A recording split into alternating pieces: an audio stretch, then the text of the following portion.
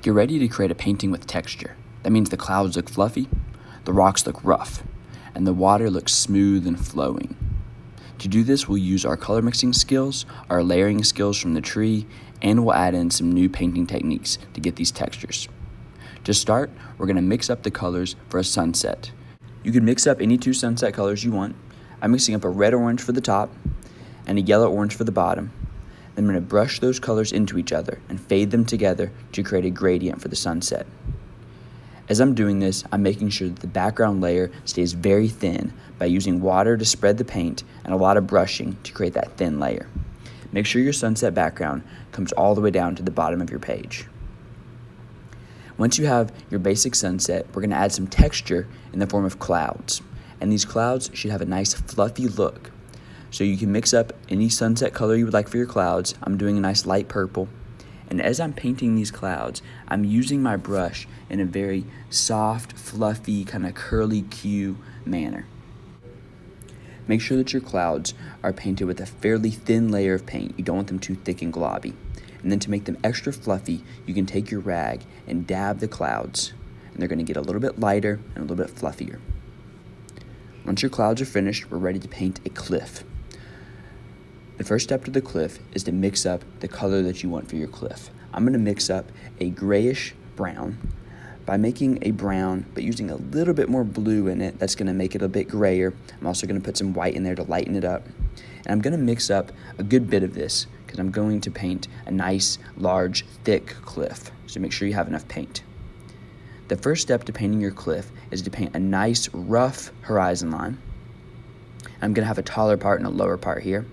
And then you just fill in the rest of it. Just a blank cliff. Once you have your blank cliff, this is where it gets fun. I'm going to mix up a lighter version of my rock color and a darker version. Then I'm going to get that paint on the end of a flat brush. It's important that you have a flat, straight-edged brush when you do this.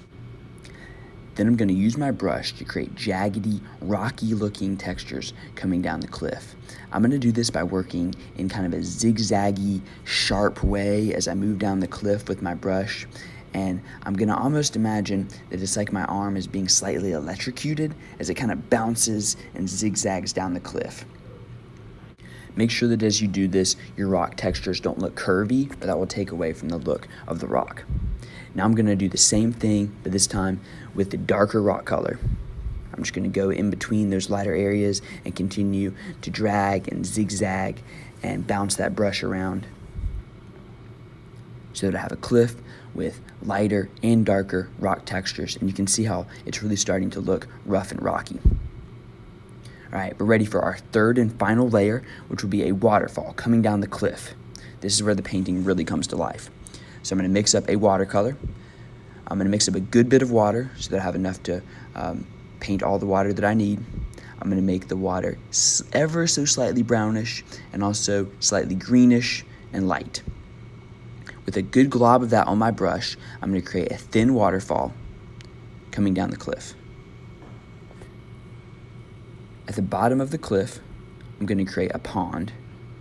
You can see the pond there that goes all the way to the bottom of the page. And now I'm going to create water textures by just using white paint and some water and lightly dragging my brush down the waterfall in the direction that the water would flow. At the bottom of the waterfall, I'm going to make sure I have a good glob of white paint on my brush and make little curly cues and splash marks. The paint can be pretty thick right there. Now in the pond, you just take white paint and water and lightly go back and forth to create ripples and flowing watermarks in the water. What you'll end up with is a painting with awesome colors, 3 good layers from the back to the front, and each layer having its own unique texture. All right, it's your all's turn. Have at it.